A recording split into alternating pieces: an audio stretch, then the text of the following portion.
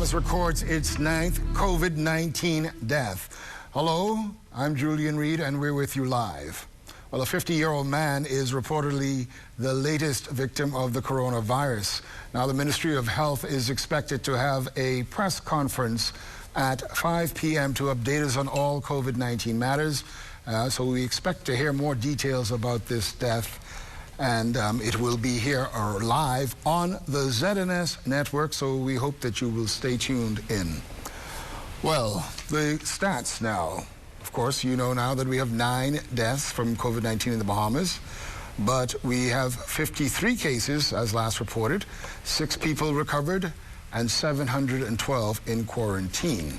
Around the region, the Dominican Republic has 3,755 cases. The numbers continue to climb there. 196 deaths, 215 people have recovered. Jamaica, 125 cases, 5 deaths, 21 recoveries. Trinidad and Tobago, 114 cases, 8 deaths, 20 people have recovered. Barbados, 75 cases, 5 deaths, 15 people have recovered. Haiti, 41 cases, 3 deaths, 0 recoveries. The global perspective, well over 2 million people now have been confirmed to have COVID-19.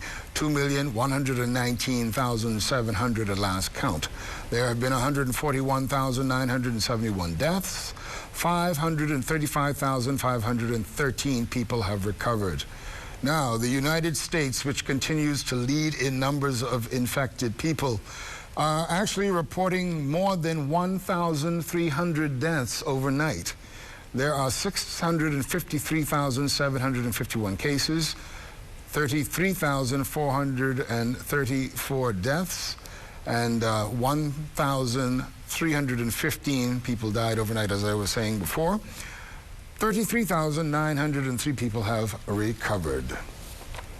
Well, the USA has lost more than 20 million jobs since mid-March due to coronavirus, so the economic impact there exceptionally great too. Spain has 182,816 cases, 19,130 deaths, 74,797 people have recovered. Italy, 168,941 people with 22,170 deaths. There have been 40,164 people who have recovered. Well, the UK Foreign Secretary, Dominic Raab, has just announced that there will be a 3-week lockdown extension. So in other words, they will continue to be in lockdown for another 3 weeks as they try to fight the coronavirus.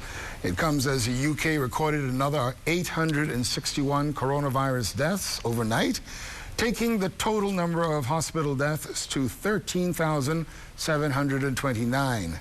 France, Germany, and the UK all continue to report more cases of COVID-19 than China. Well, the world economy is already experiencing an economic downturn, which is expected to be worse than the Great Depression of the 1930s. But the Economist Intelligence Unit now says this could be followed by another possibly much worse downturn.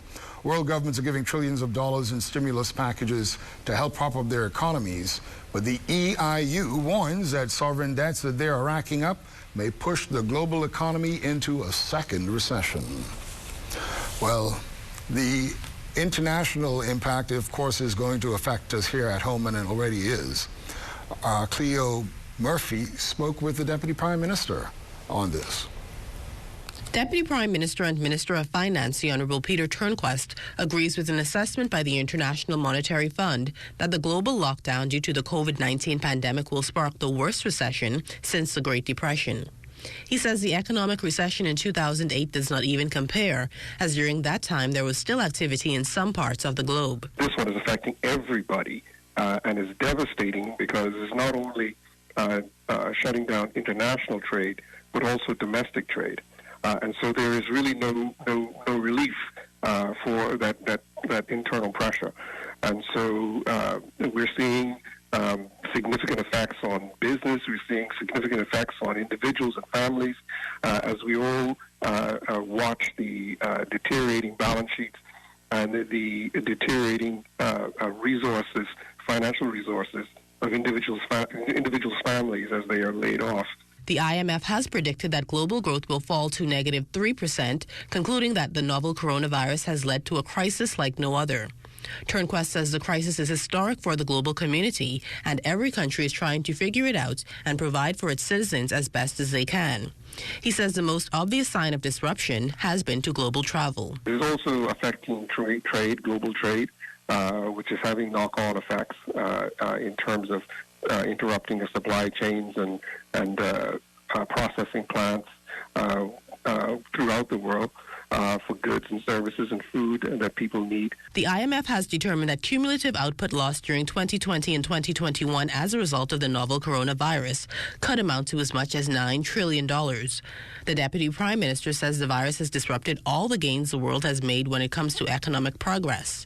For the Bahamas, the number one sector has taken a major hit. Tourism has been completely shut down, robbing us of that revenue that we earn from that very important sector.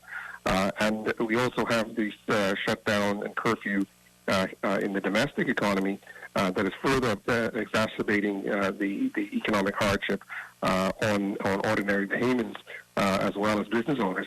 He says the far-reaching effects of COVID-19 have put many in a position they never imagined they would be in.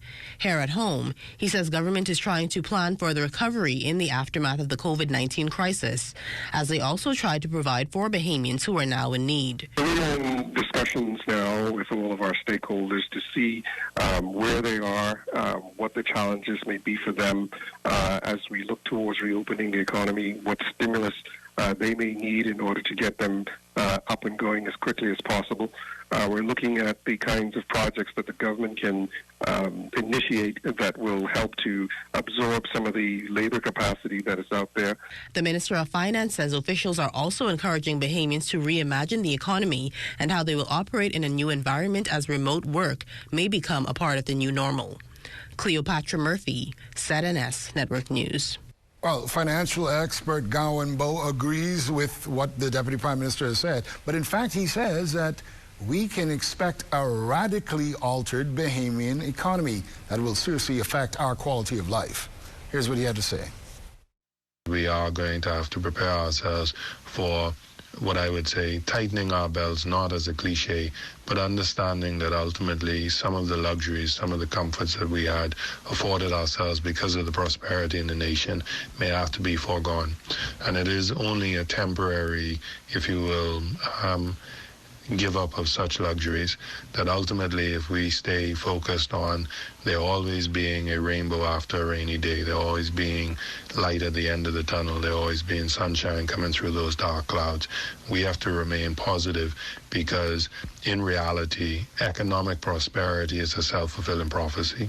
If we believe it will be better and we act that it will be better, we have an opportunity to make it better. But certainly in the immediate future, we know that there is going to be a very, very sharp reduction in the quality of life that we as Bahamians know it today. Well, around the world, a lot of big companies have actually shifted their priorities. For example, Tesla makes cars, but now they're putting a lot of their energy into actually making ventilators for people in need during COVID-19.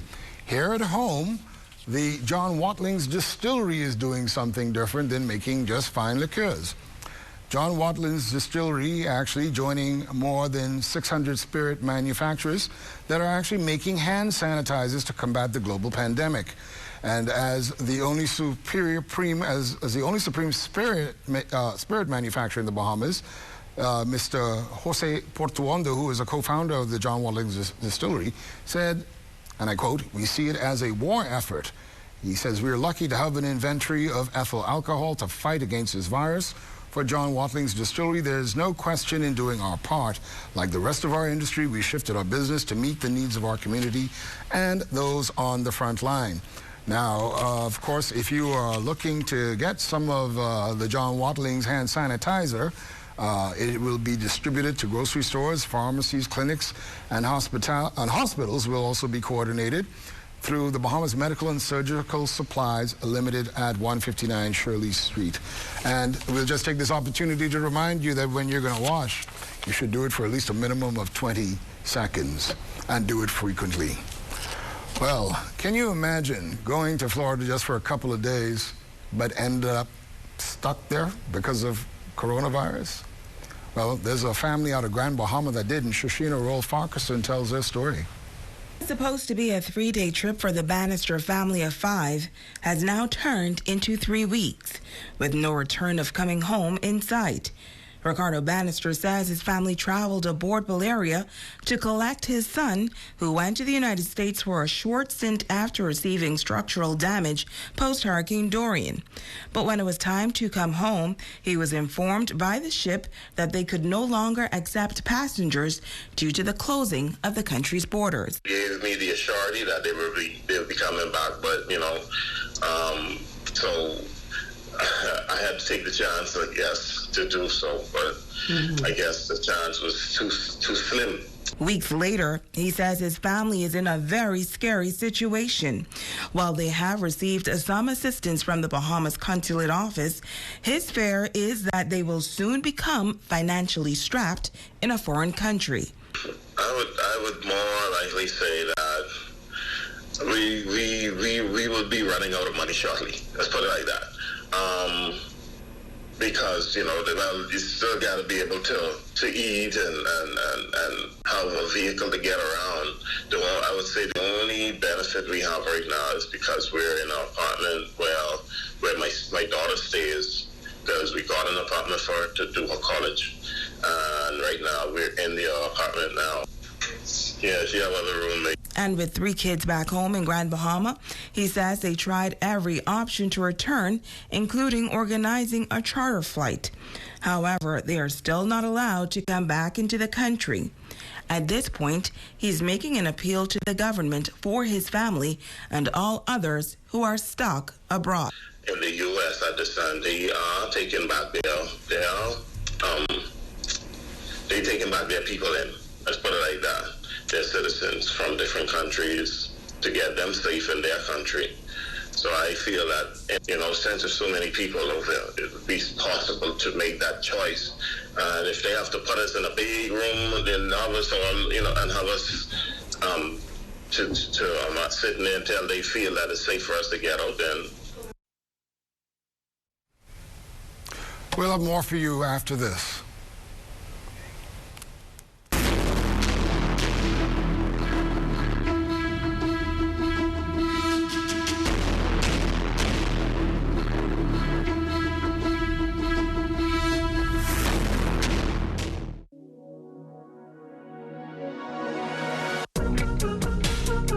Let's stay COVID-free.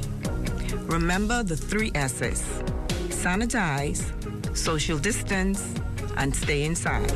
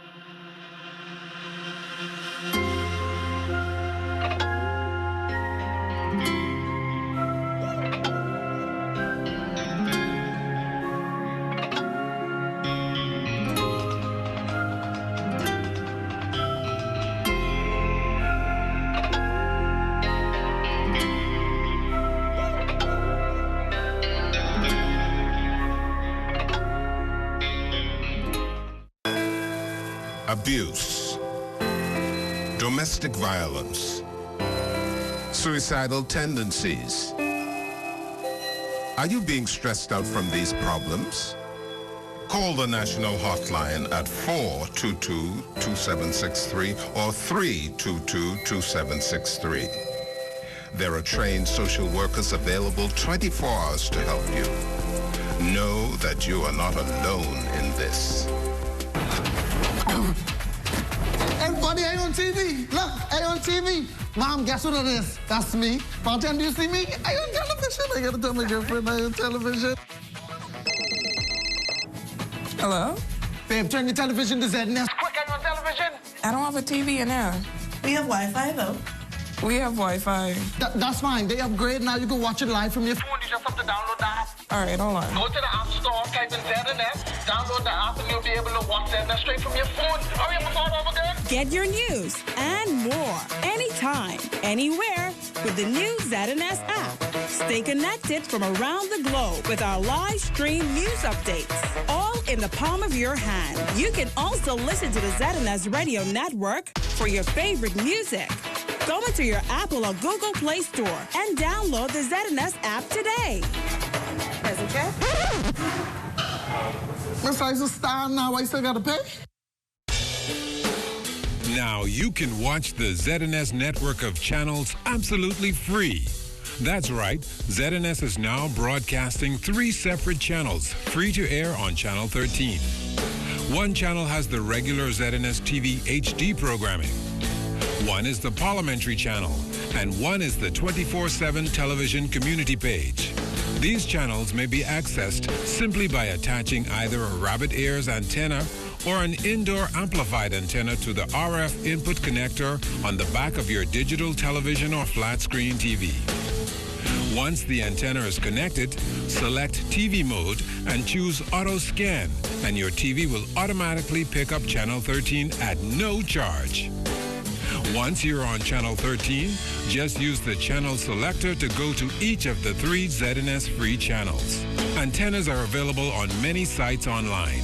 Free TV, ZNS brings it back to you.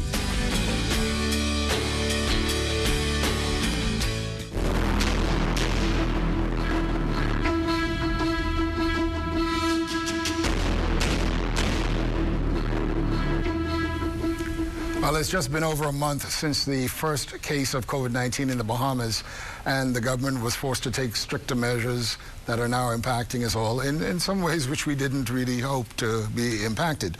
But the fact is that Bahamians are feeling the pinch already. And our Cleopatra Murphy went to the National Insurance Board to get some of their stories. And truly, it's touching. They may not be afflicted with COVID-19, but for many Bahamians, the virus is taking its toll as bills mount and children go hungry.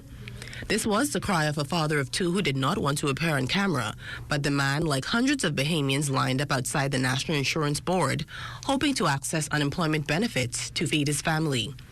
Left unemployed due to the novel coronavirus outbreak, he says the situation has grown desperate and the wait to receive funds is too lengthy. I applied in March the 3rd. And people told me I have to wait 6 to 8 weeks just for an unemployment check. I don't even have food in my cup of tea, not even a drink of water. As thousands of Bahamians flock to grocery stores to purchase food and supplies to sustain them through government-mandated lockdowns, the father says his family has gone days without a meal. Compounded with the fear of contracting COVID-19, there is another concern. I did a point that my landlord ready to kick me out to this point right now. Going to social service and all, ask for rental assistance. That taking 6 to 8 weeks also. The desperation was echoed by a number of residents also seeking some aid during a time that has become an economic nightmare for the Bahamas and other countries. Straw vendor Valerine Johnson was among them. I'm personally home. My cash is low, my food is low, and I'm trying to get something. And it don't seem like I'm getting any good results. And I'm not computer literate. And they told me to do online. I got somebody to do it online. And they telling me go this way and go that way. I'm exhausted. The 59-year-old was seeking unemployment and sick benefits. She says if she could get just one, that would help. But after going to the main office, she says NIB officials told her to go to another location. I was on one line. They go to paper for that line and say, all the self-employment people must go to Sun somewhere, but I don't have any chance, but I'll have to walk that. If I have to walk that, I have to walk that. Another straw vendor, also falling on hard times during the pandemic, says she was given the same message. While she lives with family, she says times are tough and they need help. It's so bad because, everybody have to pay their bills and also supply their needs, you know what I mean? And right now, it ain't easy. So I don't know.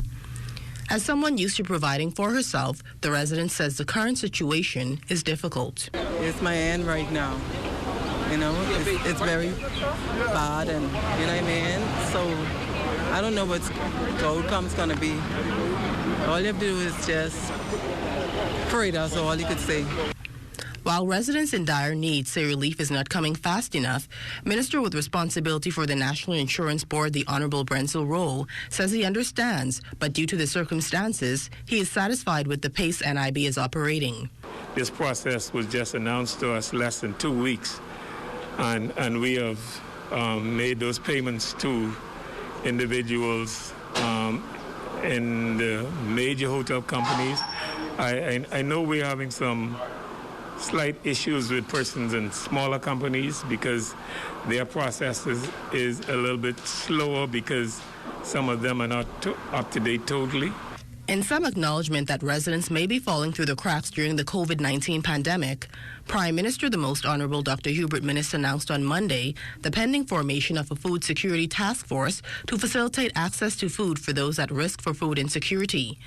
The effort that involves hotel properties and NGOs would supplement assistance from NIB and the Ministry of Social Services and has already begun, with plans to make it more targeted. Through their combined efforts, fresh produce, cooked meals, grocery packets, and other food supplies have been delivered directly to those in need in Abaco, Grand Bahama, Eleuthera, and New Providence.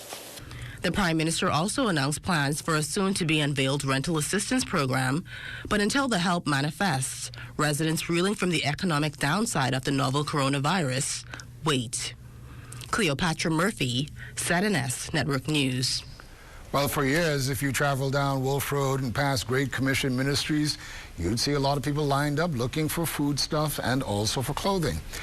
How is their role now being challenged in COVID-19? Well, joining us live via Zoom is Bishop Walter Hanschel of Great Commission Ministries. Good afternoon, Bishop Hanschel. Hi, good afternoon, Julian. Blessings. Yes, to you too, sir. But how are the people, the many people that you bless every day? What's it like since COVID-19?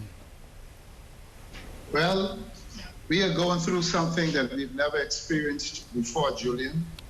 Not just Great Commission, but this country, our beautiful Bahamas. We are in a national crisis like nothing we've experienced before. I take my hat off to the Prime Minister, the government, for doing what they're doing and trying to resolve this major issue that we are facing.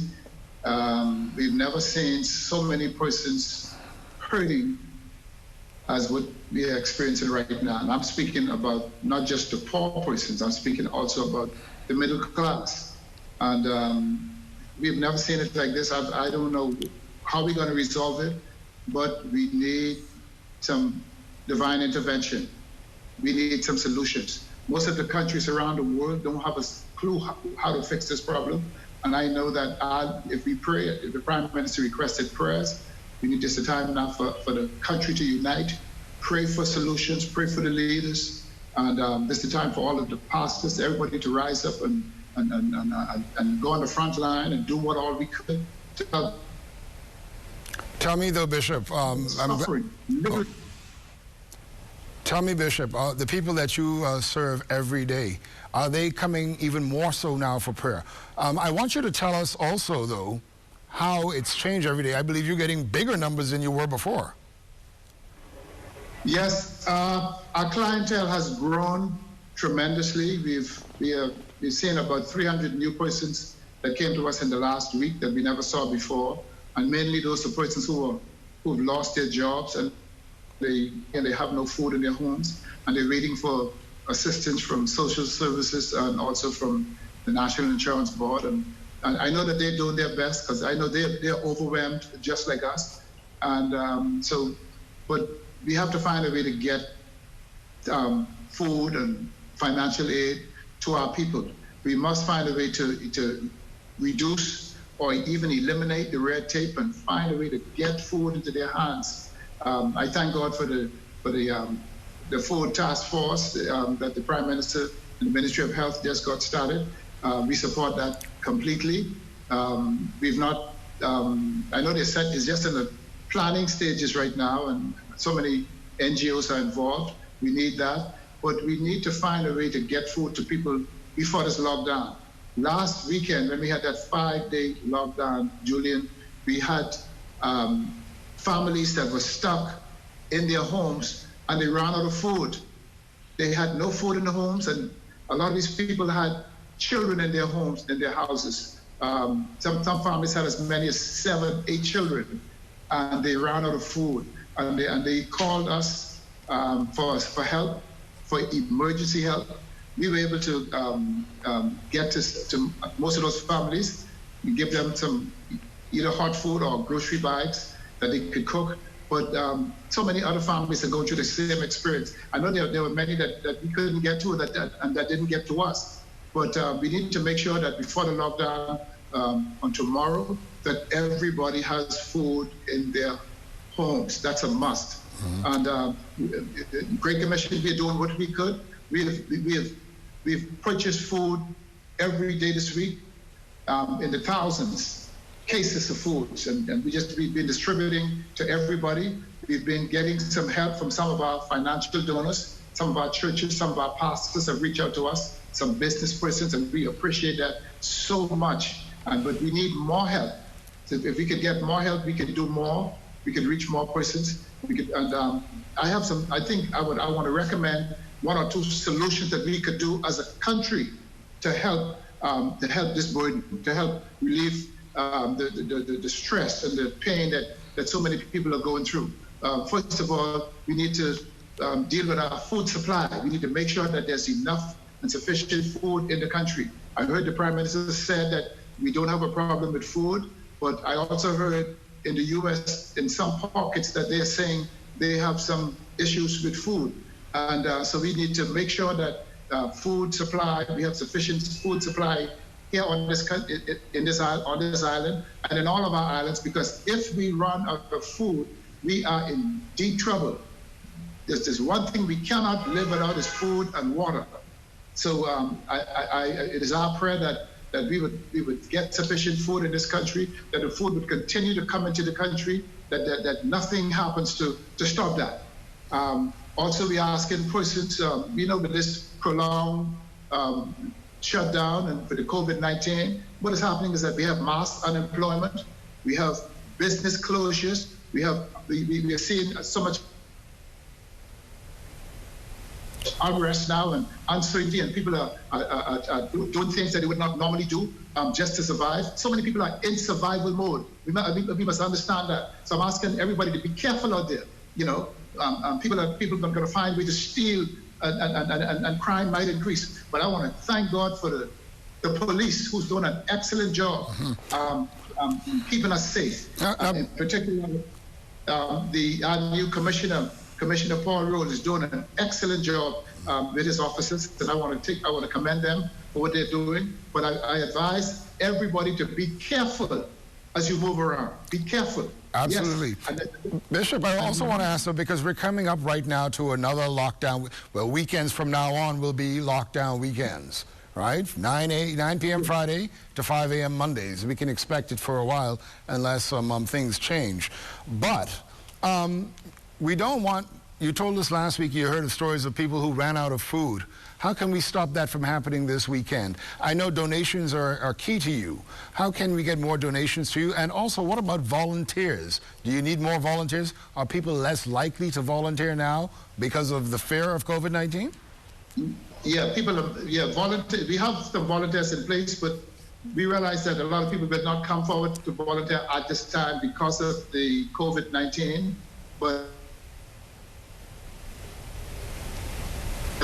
if anybody wants to volunteer, we welcome them. Really need, if we can get persons to donate meat and food, grocery items to us, and if they can't do that, if they can bring us some money, some checks from businesses, from the community, from individuals, from our church leaders, we can get some help. We can play a big role in resolving the food problem, the hunger problem, because this is going to be here for a little while. Let's face it. This problem is not going away right now. From what I'm seeing, and there might be a global crash of the economy. I don't know what's happening, but as I look at CNN and other news media, we know that we have to be prepared for the worst, because things might not get better for right now. But I'm asking people to please don't panic, don't be afraid. Trust God day by day for your survival. God will take care of us. He always has. And this is the time now to just try to grow with your family. Minister to your family. Remember that there are people out there who are not as fortunate as you are. Try to help somebody. Reach out to help somebody, because this is the time now where we're going to see what we are really made of as a people. Are we going to just ignore the poor, the homeless out there? We have people that are still on the streets, homeless during the lockdown. As we were driving around feeding people during the lockdown last weekend, we saw so many homeless persons on the street, and we had to feed them as we were moving through. And thank God the police didn't lock up all of them. Bishop. I think the police. Sorry, go ahead. Well, I was going to ask you. I was going to ask you, Bishop, though. Right? Of course, you're a man of the church, but churches are feeling the pinch already as well. Just yesterday, the Anglican Church announced that they had to lay off 66 people, and the rest put on half pay. What are other churches feeling in this country? And if the church is feeling it, doesn't that limit what they can do for other people? It does. It does. All of the churches are feeling it, because let's face it now. People have no job, they have no income, the businesses are shut down, so there's no money flowing. So the churches feel it just like everybody else. So I realize that the churches don't have it, but there are some churches who are able to sacrifice, to give out of their need. There are other people who can give out of their need to help somebody else. This is not the time just to hold down on everything that we have. This is the time to release what's in our hands, because that's how God blesses us also. That's how doors are open. When you release the seed that you have, when you open your hands and you release it, something happens in the spiritual realm. So I want to encourage people, in spite of how things are, in spite of what you see, still give something, still do something. Just do the best that you can do, and know that you have helped somebody. Any final remarks from you, Bishop, before we... somebody not to go to bed. I would just like to encourage Bahamians to be calm, to listen to the leaders, listen to your pastors, and be in contact. I encourage pastors to be in contact with your members. Bishop Walter Hanschel, thank you so much for joining us. Well, after the break, we're going to speak with a young Bahamian farmer in Eleuthera. Hear what he has to say.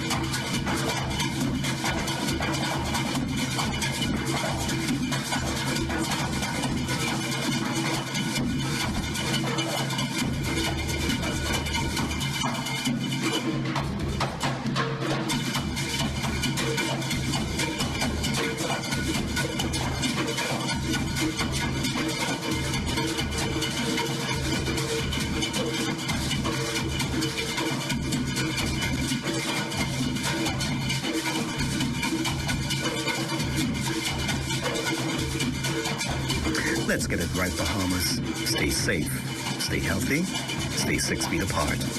Remember to always practice physical distancing. This public service announcement was brought to you by the Ministry of Youth, Sports and Culture and this television station.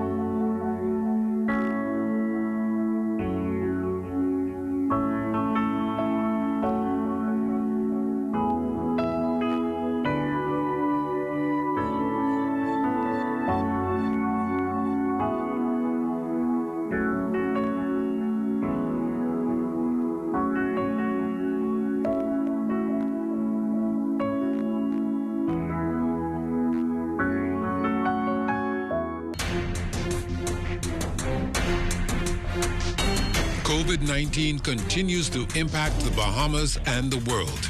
The Ministry of Health has confirmed 5 cases of COVID-19 in the Bahamas. ZNS Network is here to keep you informed on this growing pandemic. We are in a race against time.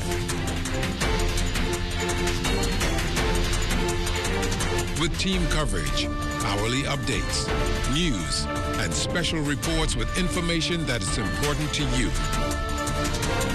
ZNS Network is your best choice for COVID-19 coverage. No other station covers the Bahamas better. Self-isolation means taking simple steps to avoid close contact with other people as much as possible, as you would with the seasonal flu. If you've been in close contact with somebody confirmed with COVID-19 or suspect that you have it, self-isolate for 14 days. You can self-isolate by staying indoors and away from family for 14 days. Choose a well-ventilated room with a closed door. Household members should stay in a different room, or if that is not possible, maintain a distance of at least 3 feet. Use a sealed waste basket and double bag your waste before disposal. Limit movement in your house. Stay in your assigned space away from the rest of the household. The caretaker will bring food and anything else you need. Use separate cookery and cutlery. Use a separate bathroom and clean it regularly. Use separate towels, separate cleaning linens, and clothing. If you are in need of care by household members, limit the number of caregivers. Assign one person who is in good health and has minimum risk conditions. Most importantly, remember, do not invite others over.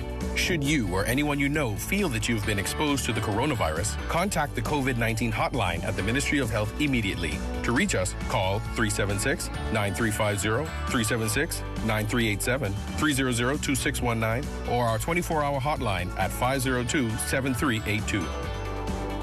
For more information, visit covid19.gov.bs. This public service announcement was brought to you by the Ministry of Health and this television station.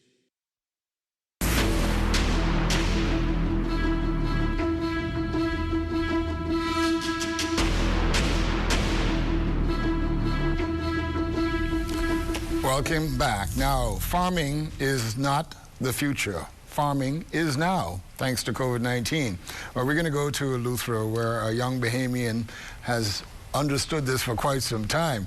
Welcome via Zoom, Dion Gibson, a.k.a. Gibby the Farmer. How you doing, Dion?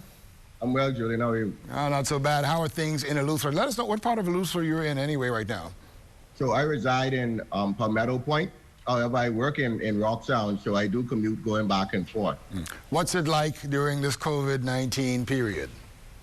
Right now, we do feel a bit of the pinch. Most stores are closed. The only things really open right now are gas stations and food stores or convenience stores. Everything else is shut down. I think over the weekend for the lockdown, I obviously had to go to the farm. And in my commute back and forth, I saw maybe 1 or 2 cars. So I think people are complying. As I went out earlier today, people had masks on. So, we are complying, although we know that it's not here on the island. Mm-hmm. Now, of course, because we're in a crisis, of course, people get more concerned about your food stocks. We were told that we have 4 months food stock available. But of course, we need to put a lot more effort into providing our own food. And you've been doing that for a long time. So what opportunities do you see happening for you as a young Bahamian farmer? So the opportunities are countless. At present, I'm the farm manager at the Juan Luther Foundation. Right now, we have been, weekly, we've been pushing out packages of about 20 packages valued at about $35 with a good amount of greens and other vegetable produce. And, generally, I get calls all the time from people interested in doing backyard farming where they want to just be able to grow something for themselves. It's something I've always advocated for because, if you can grow 5 tomatoes, that adds to, or 5 tomato plants, which you can then share with your family and friends, that adds to our food security. The large farms are not going to feed us all because the distribution of the food. And so I think for a young farmer like myself, the time has been long, it's long past, but there's no better time than the present. So I think there are a lot of young farmers out there interested and working with the very little that we have. Privately, but also, there are very few opportunities. I've been fortunate enough to find an organization that allows me to farm. Privately, it's a bit tougher. And so right now, I think with some stimulus, some injections and assistance, we can do a whole lot to feed ourselves. Mm-hmm. Now, you had said that you're providing to people who are doing a lot of home gardening, but what else is on Juan Luther? And I've been to the farm there, and I can see it's expanding even more. What else are you able to provide to? Are you sending it straight throughout all of Luther from north to south, or what? So, no, the backyard farming is me personally giving tips to persons who call me regularly and several groups that I'm in. Mm-hmm. But at the farm, we're providing food among a small network, not very large. We're building up, and every day we're sowing more seeds so that we can have a continuous supply and we have more supply. But presently, mostly among our staff, which numbers about 50 plus persons, and boaters. There are still some boats out in the Rock Sound Harbor. So we have a connection with them, and we've been supplying some of the tourists with food. So agro-tourism is still kind of alive despite it all. And so, yeah, that's who we've been providing food to right now. Now, what do we need? Because Bahamians love chicken, right? Yeah. Regrettably, I think in Abaco, Big Bird was decimated during Hurricane Dorian. But what would we need to give us a sort of extra boost as far as poultry production is concerned? Well, I know the government just rolled out an incentive, or they gave some assistance to some farmers for poultry. I think it was primarily eggs. However, I do think some broilers, which are meat birds, persons did receive some of them, persons with existing farms. But I think at this time, we need to allow more people. The large farms are not always the ones you're going to distribute to everybody. They tend to go towards the food stores or the hotels. In a time like this, if someone can grow 50 broilers in their backyard, let's think about it. A household of 5 is probably going to eat maybe 2 birds a week if chicken was their only meat. So if you have 50, that's now 5 families you can feed, to get that food distributed. And it only takes, if you get a day-old chick, it takes 8 to 12 weeks before you're able to slaughter that animal and have chicken on your table. Wow. So it's really not that long that it takes to do that. And so with poultry, I think, and it's an easy protein, something we can grow quickly. The eggs are constant once the bird starts laying. Eggs are an excellent source of protein. And I think that right now should be one of our top livestock focuses, but not neglecting the others. Now, of course, you heard that the Prime Minister has announced the Food Security Task Force. What would you like to see as a young farmer coming out of that? So I think most of all, what I would like to see is some opportunities for land grants. I was living in Abaco, and I had a grant over there. Currently, it would be great if I could get a grant here. And I think land availability to young farmers, along with, some kind of capital injection. You don't need a whole lot. There are some plans that I've written that require, over $100,000 to get started. But with $20,000 to $20,000, you could do a whole lot just to get started and get a foot in the door and make a dent. If you gave 100 young people, and I could give them a list of 100 young farmers, among older farmers, I could give them a list of 100 young farmers. If you gave them $15,000 to $20,000, you would be surprised to see what we as young people can do and push the future of agriculture. I want to make sure I don't insult the older farmers, because I'm in a lot of farming networks, and they're doing a great job, and they need help as well.